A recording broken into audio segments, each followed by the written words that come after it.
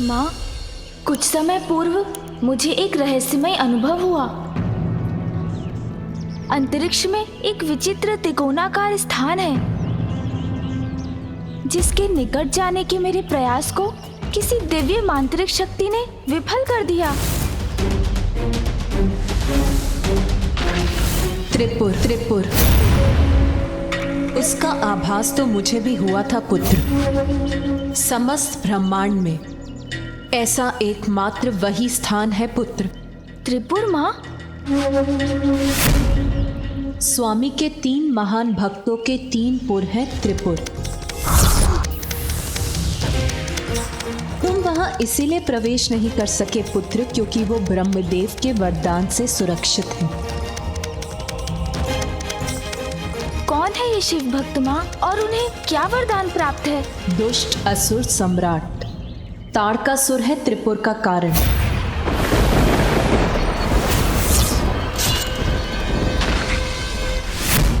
तुम्हारे भ्राता के हाथों उसके वध के पश्चात उसके 3 पुत्रों ने मेरु पर्वत पर भीषण तपस्या कर ब्रह्मदेव को प्रसन्न किया।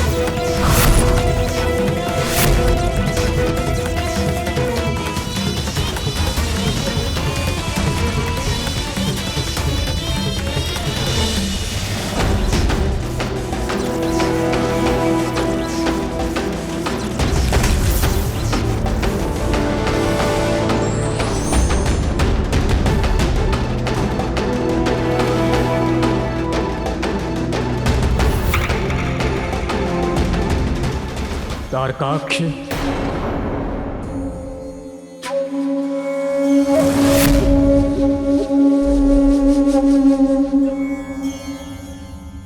कमलाक्ष,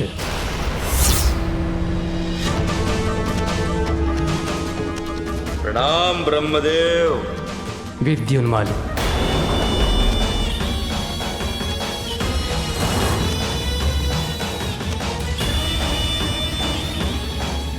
मैं तुम्हारी तपस्या से प्रसन्न हुआ ताड़कासुर पुत्रों। कहो, क्या वरदान चाहते हो तुम? ब्रह्मदेव, हमने आपके लिए कठोर तप किया है, वरदान भी उसके अनुसार दीजिए। कृपया हमें अमरत्व का वरदान दीजिए। अमरत्व का वरदान मैं तो क्या कोई नहीं दे सकता, कोई नहीं दे सकता, कोई नहीं दे सकता। जो जीवित है उसकी मृत्यु भी होगी। यही सृष्टि का अटल नियम है, जिसे कोई भंग नहीं कर सकता। इसीलिए अमृत्यु के सिवाय जो इच्छा हो मांग लो। अच्छा ब्रह्मदेव, ये भी उचित। हमारे पिता असुर सम्राट तारकासुर की मृत्यु के पश्चात पूरे ब्रह्मांड में असुरों के लिए कोई भी स्थान सुरक्षित नहीं रहा। छिपते छिपाते भयभीत होकर अपना जीवन व्यतीत कर रहे हैं। एक ऐसा सुरक्षित स्थान हो जहां असुरों की सुरक्षा निश्चित हो, जहां पर बिना अनुमति के देवता भी प्रवेश ना करें। हमें अंतरिक्ष में ऐसे 3 पुर दीजिए। एक जो स्वर्ण से बना हो, दूसरा जो रजत से निर्मित हो, और तीसरा जो लोह का हो। हमारे ये 3 पुर ब्रह्मांड की सभी सुख सुविधाओं से संपन्न हो और हमारे समान ही त्रिकोण के आकार में मिले हों, जिससे हम एक दूसरे पर दृष्टि रख सकें। त्रिपुर कहलाए जाने वाले ये हमारे 3 पुर आपकी कृपा से कभी कोई नष्ट ना कर सके। त्रिपुर तुम्हें अवश्य प्राप्त होंगे, किंतु जो उत्पन्न हुआ है वो नष्ट भी होगा। अमरत्व के समान त्रिपुर में सदा सुरक्षित रहने का वरदान मैं तुम्हें प्रदान नहीं कर सकता।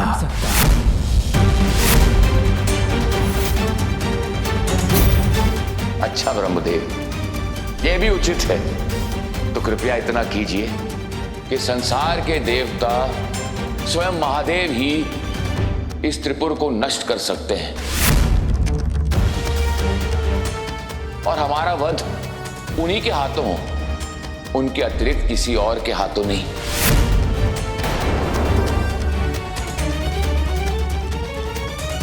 चिंता मत करो भ्राताओं, मैंने इस पर पूरा विचार किया है। हम महादेव की ऐसी भक्ति करेंगे, ऐसा तप करेंगे कि त्रिपुर स्वयं शिव भक्ति धाम बन जाएगा और फिर महादेव हमारा या हमारे त्रिपुर का विनाश नहीं कर पाएंगे। अमर होने का यही एक उपाय है। ब्रह्मदेव, इससे सृष्टि का कोई नियम भंग तो नहीं होता, इसलिए यदि आप हमारे तप से प्रसन्न हैं तो कृपया हमें यह वरदान दीजिए। तथास्तु तथास्तु तथास्तु तथास्तु।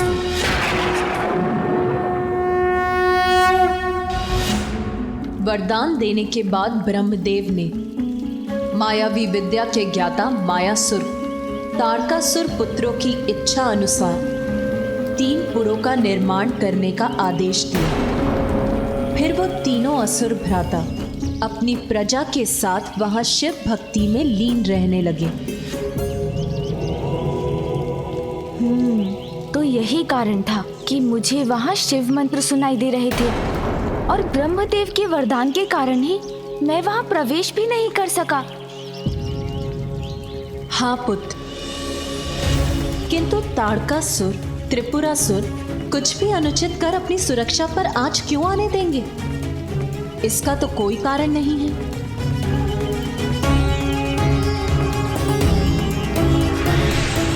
माँ, जिनके स्वभाव में खोट हो वो भक्ति भाव का कितना भी प्रदर्शन क्यों ना कर ले, उनका अंतर तो कपट से ही भरा होता है, क्योंकि जो हो रहा है वो सर्वथा अनुचित है और उसका स्रोत अवश्य त्रिपुर ही है।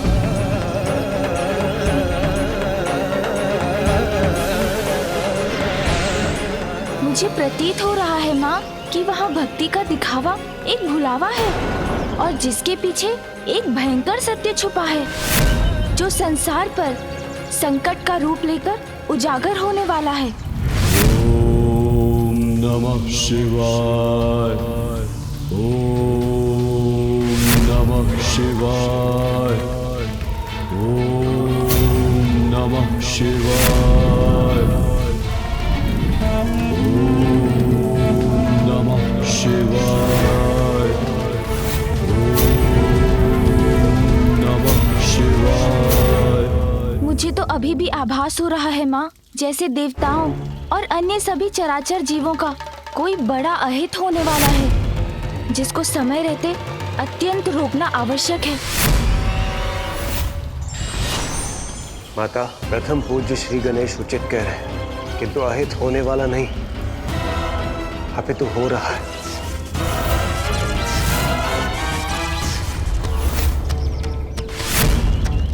ये जो कुछ भी हो रहा है ये किसी महासंकट से कम नहीं।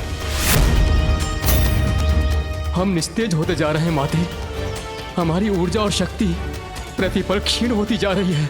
और ये सब क्यों और कैसे हो रहा है माता, हमें ज्ञात भी नहीं है।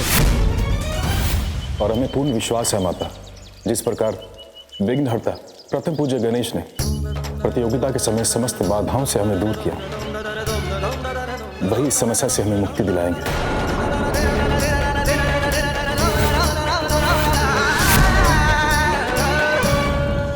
इस संकट का स्रोत कहाँ है ये ज्ञात है मुझे, किंतु संकट क्या है और क्यों है ये जानना अभी शेष है।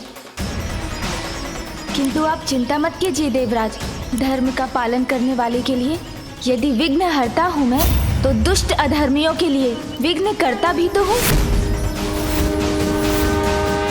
माँ, देवताओं की सहायता के लिए मुझे त्रिपुर में प्रवेश कर इस रहस्य का भेद पता लगाने की अनुमति दीजिए, जिससे मैं सृष्टि पर छाए इस संकट को दूर कर सकूं। किंतु पुत्र, त्रिपुरासुर तो अत्यंत शक्तिशाली असुर है, अपने पिता से भी अधिक बलवान है वो। वहां जाने से तो तुम भी संकट में पड़ सकते हैं।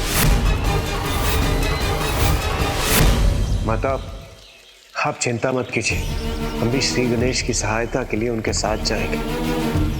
अवश्य आप भी चलते देवराज, किंतु जिस प्रकार से आपकी शक्ति क्षीण हुई है उसे देखकर आपका वहां जाना उचित नहीं होगा। और वैसे भी त्रिपुर में तो देवताओं का प्रवेश भी वर्जित है। आपके वहां आने से उन्हें संदेह होगा और वो सतर्क हो जाएंगे। फिर हम उनके गुप्त भेद कभी नहीं जान पाएंगे। इसलिए ये कार्य तो मुझे एकाकी ही करना होगा। किंतु पुत्र, तुम वहां कैसे प्रवेश करोगे? उसकी चिंता आप मुझ पर छोड़ दीजिए माँ।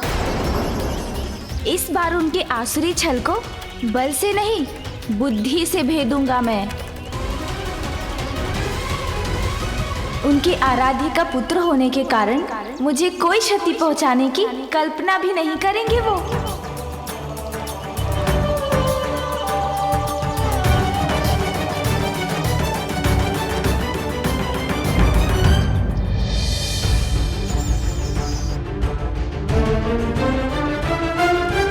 मूषक जी, मेरे साथ त्रिपुर के भीतर जाने के बाद ये आपका कार्य होगा कि आप छिपकर ज्ञात करें कि वहाँ क्या अनुचित घट रहा है। छिपकर वहाँ घूमकर ये कार्य करने में तो मुझे बहुत आनंद आएगा। स्मरण रहे कि इस कार्य में आपको अत्यंत सावधान रहना होगा मूषक जी।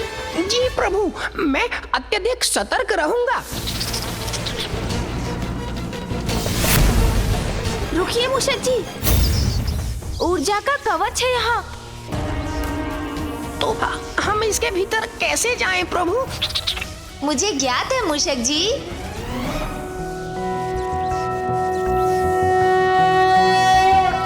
सौराष्ट्रे सोमनाथं च श्रीशैले मल्लिकार्जुनम् उज्जैन्यां महाकालम् ओंकारं परमेश्वरम् केदारं हिमवत्पृष्ठे डाकियां भीमशङ्करम् वाराणस्यां च विश्वेशं त्र्यम्बकं गौतमी तटे वैद्यनाथं चिताभूमौ नागेशं दारुकावने सेतुबन्धे च रामेशं घुष्मेशं च शिवालये।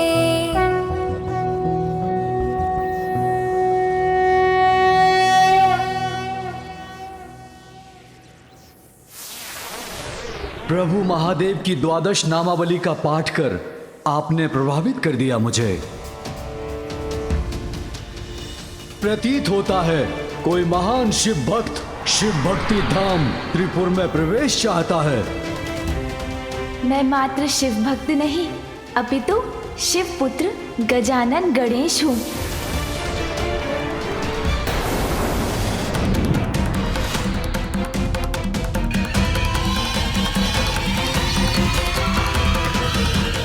हर हर महादेव, हर हर महादेव, हर हर महादेव। शिव पुत्र पार्वती नंदन गजानन गणेश शिव भक्ति धाम त्रिपुर नगरी में आपका हार्दिक स्वागत है।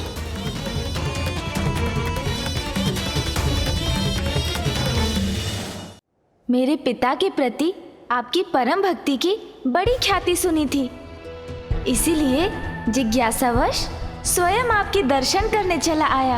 आपको यहाँ पाकर तो हमें परम आनंद का अनुभव हुआ है प्रभु। कृपया भीतर आकर हमें कृतार्थ कीजिए। आइए आइए, आपका स्वागत है। ठीक है, चलिए मूषक जी।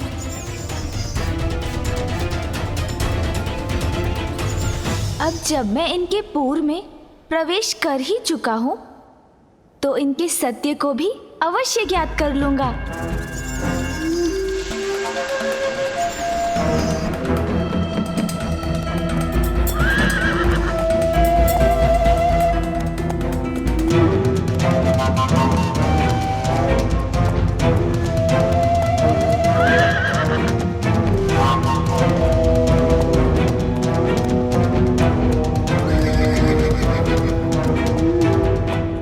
ये तो मेरा अद्भुत स्वागत कर रहे हैं।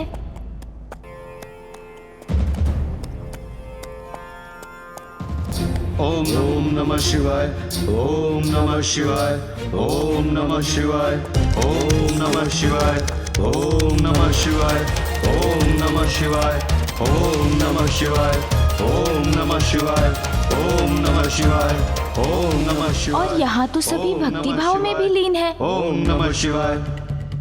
मुझे तो लगा था मैं भीतर आकर इनकी दिखावे के पीछे छुपे रहस्य को जान लूंगा, किंतु यहाँ तो कुछ भी अनुचित दिखाई नहीं दे रहा। अपितु सभी पूर्ण विधि विधान के साथ पूजा पाठ में लीन है यहाँ। फिर मुझे वो आभास क्यों हुआ था?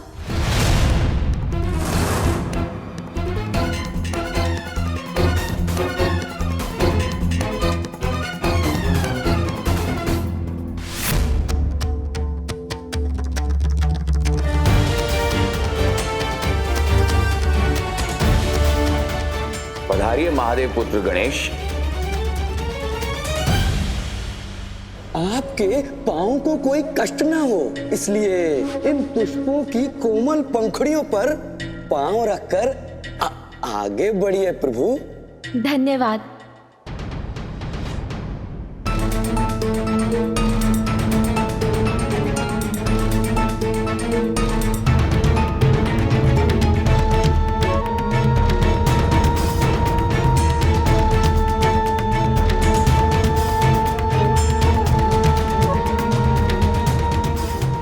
कृपया आपके चरण कमल धोने की अनुमति दीजिए।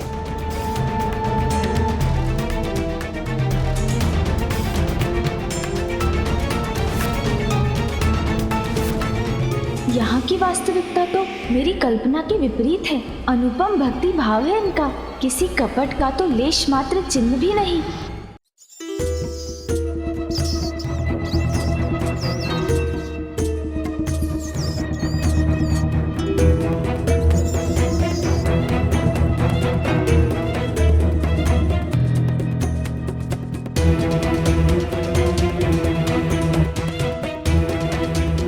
प्रभु, अनुमति दीजिए।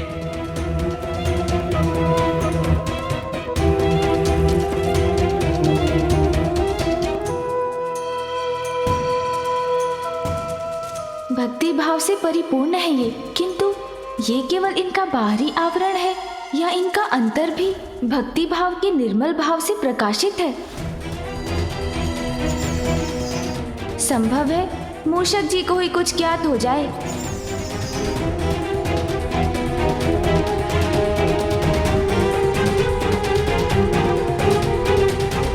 इनके हाव भाव से तो कुछ भी ज्ञात नहीं हो रहा है, किंतु फिर मुझे यहाँ किसी षड्यंत्र का आभास क्यों हुआ? आइए शिवपुत्र गणेश, अपना आसन ग्रहण कीजिए। नहीं, मैं इस स्थान पर स्थित नहीं हो सकता।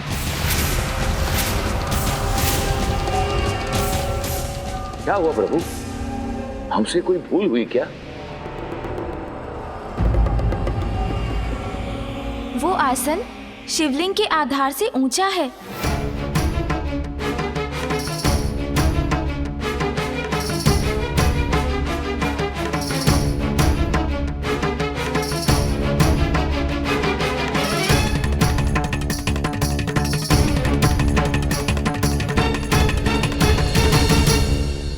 पुत्र का स्थान तो पिता के चरणों में होता है, उनसे ऊपर नहीं।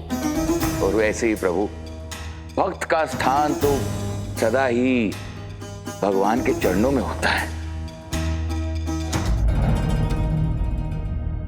उनकी भक्ति में तो कोई दोष दिखाई नहीं देता, किंतु फिर किसी कपट का आभास क्यों हो रहा है मुझे? अब तो मूषक जी ही कुछ पता लगाएं। ये कैसी काली छाया मेरी ओर बढ़ी आ रही है?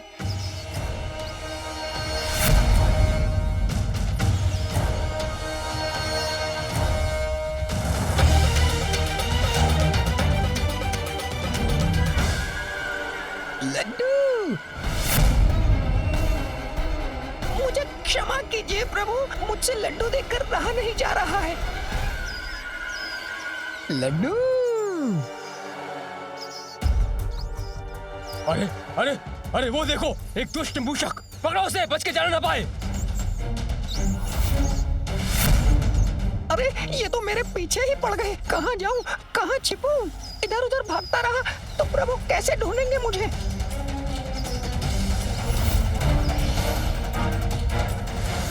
भागो मूषक!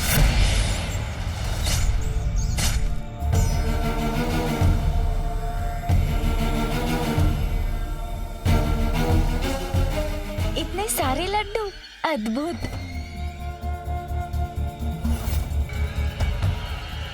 सेवक, इस थाल में लड्डू कम क्यों प्रतीत हो रहे हैं? वो एक मूषक था स्वामी। क्या मूषक? हाँ स्वामी, उसी ने 2 लड्डू चुरा लिए हैं। इससे पूर्व कि मैं उसे रोक पाता, वो भाग गया। आप चिंता मत कीजिए, प्रतीत होता है मेरे वाहन मूषक जी लड्डुओं में से अपना भाग ले गए। अब ये लड्डू मेरे ग्रहण करने की बारी है। प्रभु, यदि आप हमें अनुमति दें तो अपने हाथों से आपको इन लड्डुओं का भोग करवाना चाहूंगा।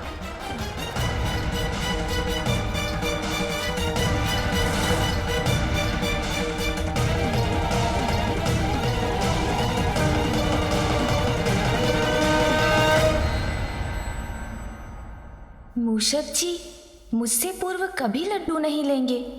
अवश्य वो किसी विशेष कारण से लड्डू उठाकर ले गए हैं।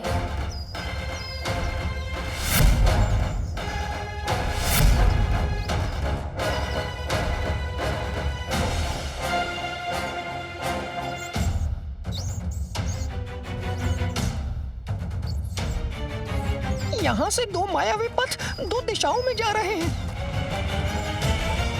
एक रजत निर्मितपुर की ओर और दूसरा लौहपुर ले जाने वाला। मैं किधर जाऊं? बूंदी भी समाप्त हो गई है।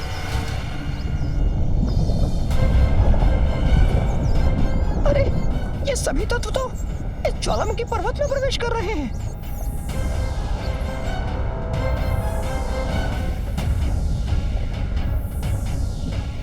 जय विघ्नहर्ता श्री गणेश।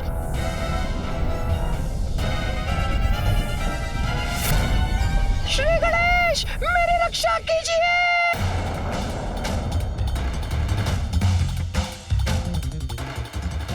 प्रतीत होता है मूषक जी किसी संकट में फंसकर मुझे सहायता के लिए पुकार रहे हैं। श्री गणेश, मेरी रक्षा कीजिए। मूषक जी पर कोई संकट छाया है, उन्हें ढूंढकर उनकी रक्षा करनी होगी मुझे। शीघ्र ऐसा उपाय ढूंढना होगा जिससे मैं मूषक जी को ढूंढने यहाँ से चला भी जाऊं और किसी को ज्ञात भी ना हो। यही उचित होगा। ये सभी यहीं स्तंभित हो जाएंगे और मैं वो कर सकूंगा जो आवश्यक है।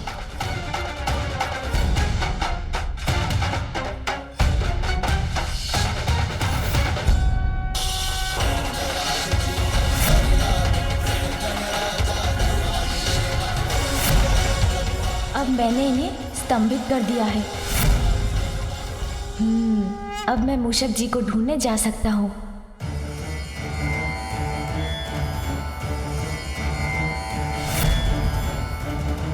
चिंता मत कीजिए मूषक जी, गणेश ने आपकी पुकार सुन ली है। मैं आ रहा हूँ आपकी रक्षा करने के लिए।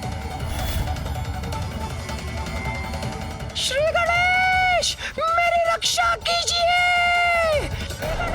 यहाँ तो मूषक जी का स्वर सभी दिशाओं में गूंज रहा है, इसलिए वो किस दिशा में है ये ज्ञात करना कठिन है, किंतु कोई तो उपाय होगा। उन्हें ढूंढने में सहायक कोई तो सूत्र छोड़ा होगा मूषक जी ने।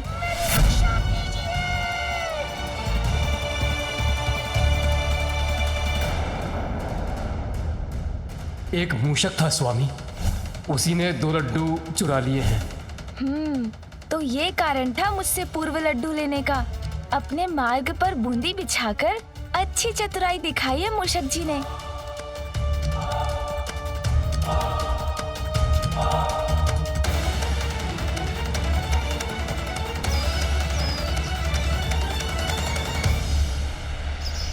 दोनों ओर से प्राणों का संकट छाया है मुझ पर। प्रभु कहाँ हैं आप? रक्षा कीजिए प्रभु।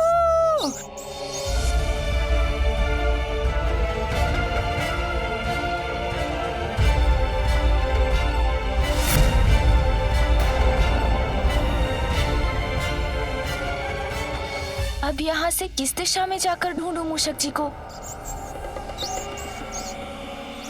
ज्वालामुखी, ताड़कासुर पुत्रों की इच्छानुसार मायासुर ने इस पुर का निर्माण किया था। अपनी इच्छानुसार कोई अपने पुर में ज्वालामुखी का निर्माण क्यों करवाएगा?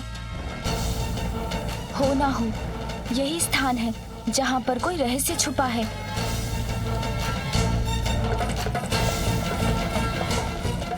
प्रभु रक्षित कीजिए मुझे। प्रभु प्रभु। मूषक जी संकट में है, इन्हें मुझे रक्षित करना होगा। प्रभु मूषक जी चिंता मत कीजिए, मैं रक्षित करूंगा आपको। मैं आ रहा हूँ मूषक जी।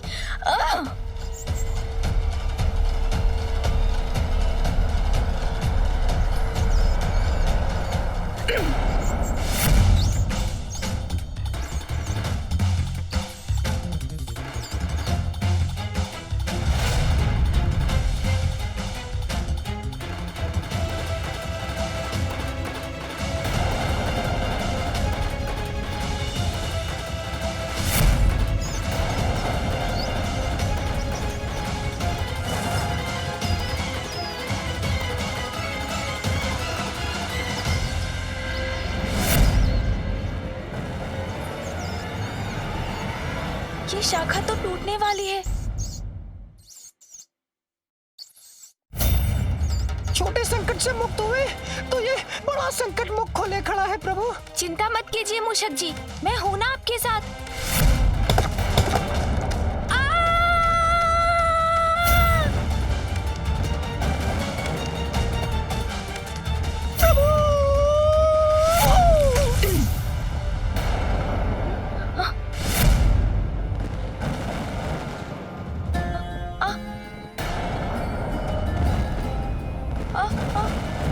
अरे अब तो ये शीला भी इस लावे में धसी जा रही है। ये तरंगी कहाँ जा रही है? प्रभु अब क्या होगा प्रभु? मूषक जी ऊंची छलांग लगाइए।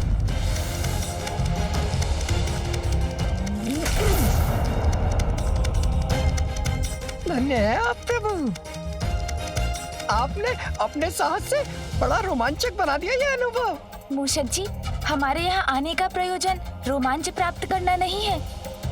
जो ज्ञात करने आए हैं उसके संकेत ढूंढिए। हाँ प्रभु।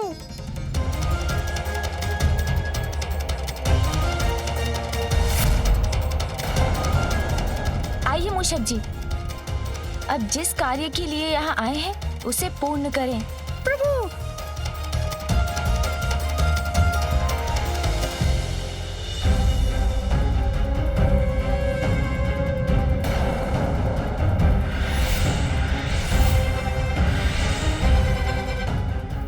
अपूर्ण असुर मूर्तियां क्या और क्यों है ये? कौन कर रहा है इनका निर्माण?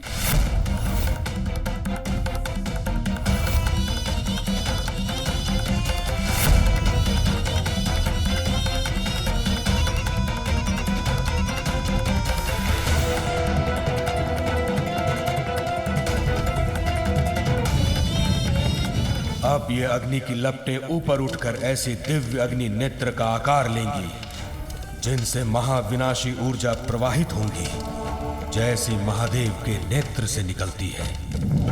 उस ऊर्जा से जो असंख्य असुर सैनिक देवताओं, पंचभूतों और त्रिपुर के तत्वों के मिश्रण से बन रही है, जीवित होगी और असुर सैनिकों में परिवर्तित होगी, जिसका विनाश असंभव है। जब तक ये पुर रहेंगे तब तक असुर सैनिक संपूर्ण संसार में असुर राज्य स्थापित करेंगे। शिव भक्ति की आड़ में इतना भयावह षड्यंत्र कौन रच रहा है?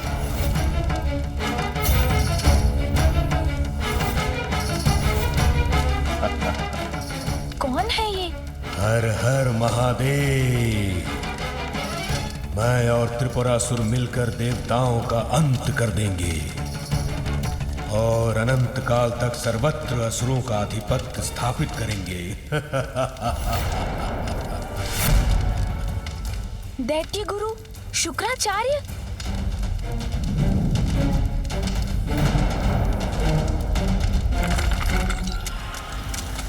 प्रतीत होता कोई छिपकर देख रहा है हमें। तो विलंब किस बात का? हम अभी चलकर उसका अंत कर देते हैं।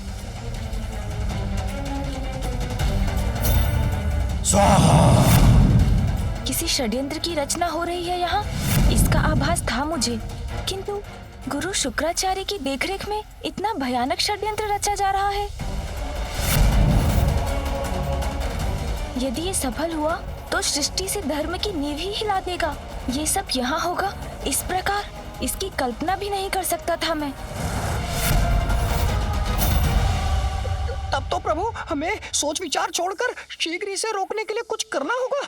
नहीं मूषक जी, जो भी करना है सोच विचार कर ही करना है। अभी त्रिपुरासुर अजय है।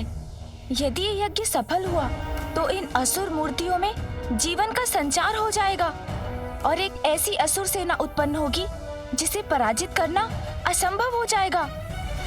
अच्छा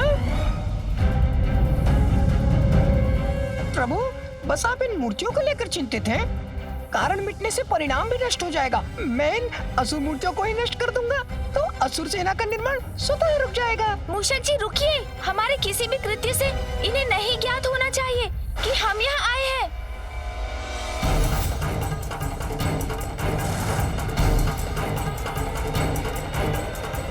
वो देखो, वो बड़े मूषक के साथ कौन है? चलो देखते हैं। अब देखिए प्रभु, मैं क्या करता हूँ। मूषक जी तो कुछ और ही समझ रहे हैं। शीघ्र इन्हें रोकना होगा।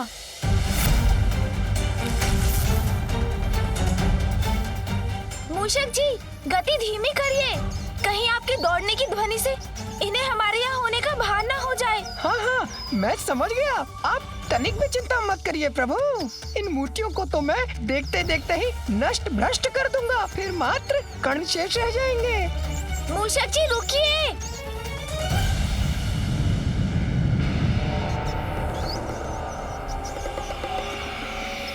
अरे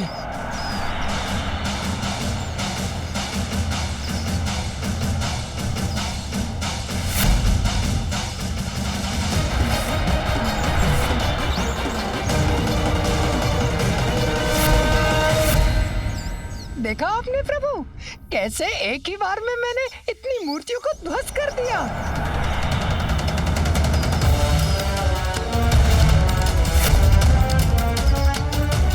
अरे ये असुर मूर्तियां तो पुनः बन रही हैं। इस उद्दंड मूषक को तो हम छोड़ेंगे नहीं। इसका अर्थ है इन मूर्तियों को नष्ट करना असंभव है। तो अब हम क्या करें?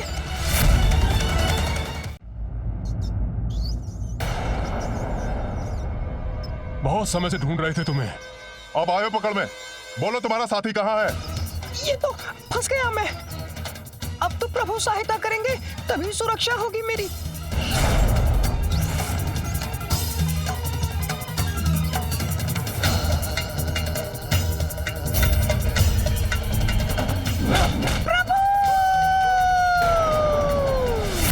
मूषक जी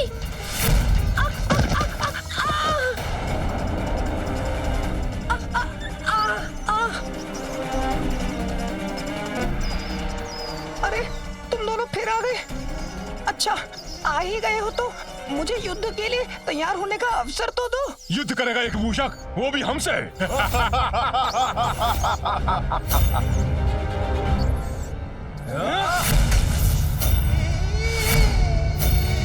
अकेले नहीं है वो, मेरे साथ हैं मेरे वाहन मूषक जी।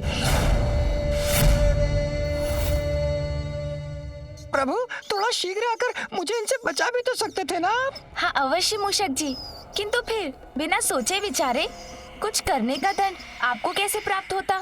सोच विचार तो तुमने भी नहीं किया, अन्यथा यहाँ आने की भूल नहीं करते गजमुख बालक। गजमुख अवश्य हो तुम, किंतु तुम्हें ज्ञात नहीं कि एक वास्तविक गज जैसा बल है हम दोनों में।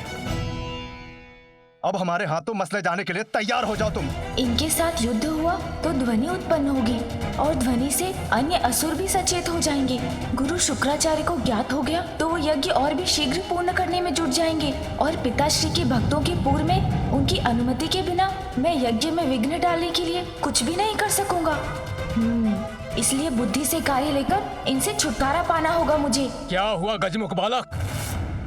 मैं के कारण जड़ हो गए क्या? आओ युद्ध करो हमसे। उचित कहते हैं आप। भय से मुक्ति का तो एकमात्र उपाय है आपसे युद्ध करना, किंतु उसका एक नियम होगा। युद्ध के समय किसी के भी मुख से एक भी स्वर नहीं निकलना चाहिए और यदि ऐसा हुआ तो उसे उसी क्षण पराजय स्वीकार करनी होगी। किंतु हम तुम्हारा नियम क्यों स्वीकार करें? मत कीजिए स्वीकार। वैसे मैं तो आपकी भलाई सोच रहा था, किंतु विचार कीजिए, यदि हमने ध्वनि उत्पन्न की तो गुरु शुक्राचार्य का ध्यान भंग हो जाएगा।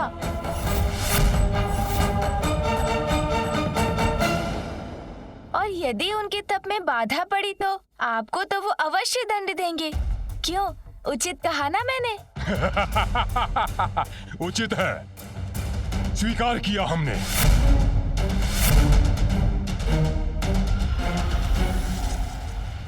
मूषक जी, आप तो पीछे ही रहिए, ये युद्ध तो मुझे अकेले ही करना होगा।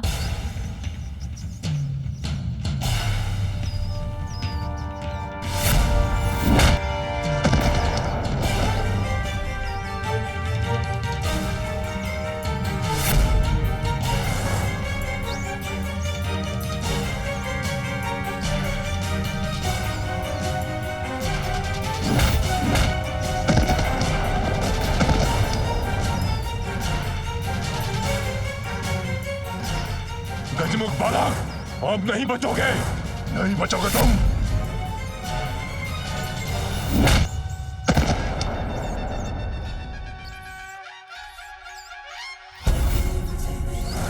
हमसे छल अभी बताता हूं।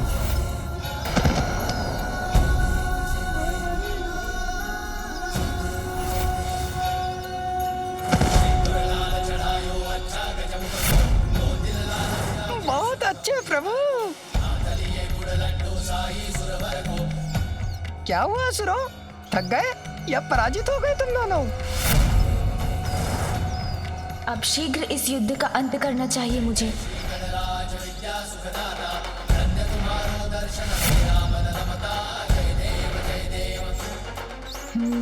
दहकता लावा है नीचे। प्रभु की योजना समझ गया मैं। अरे तुम दोनों तो बहुत बोल रहे थे, तुम में गजबल है।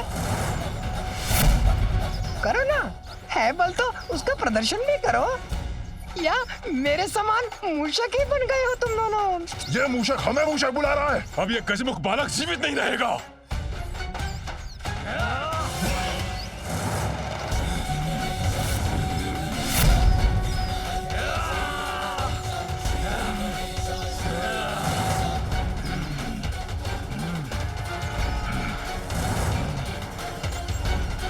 अब तुम्हारा अंत निकट है गजमुख बालक। प्रतीत होता है आप दोनों क्लांत हो गए हैं, इसलिए धीमे धीमे बढ़ रहे हैं। आइए और तीव्र बढ़िए, वार कीजिए मुझ पर।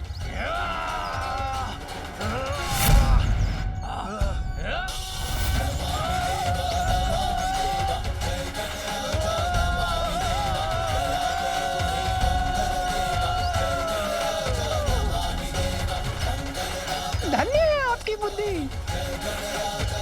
उसका तो अंत हुआ। आइए अब इस असुर सेना को भी नष्ट करने का उपाय करते हैं। पंचभूत और त्रिगुण तत्वों से बनी असुर सेना अब तैयार है। इसमें प्राण फूके जाने के लिए यज्ञ की अग्नि को और अधिक शक्ति देनी होगी, और इसके लिए मुझे और अधिक सामग्री और घृत की आवश्यकता होगी। शीघ्र जाओ और लेकर आओ ये सामग्री। अच्छा, तो ये योजना है आपकी। किंतु अब मैं भी देखता हूँ कि कैसे आपको समस्त हवन सामग्री मिलती है। शत्रु या विरोधी कितना भी बलवान क्यों ना हो, युक्ति और बुद्धि की शक्ति से उसका सरलता से सामना किया जा सकता है। धार्मिक वीडियो सबसे पहले देखने के लिए हमारे चैनल को सब्सक्राइब करें और बेल आइकन दबाएं।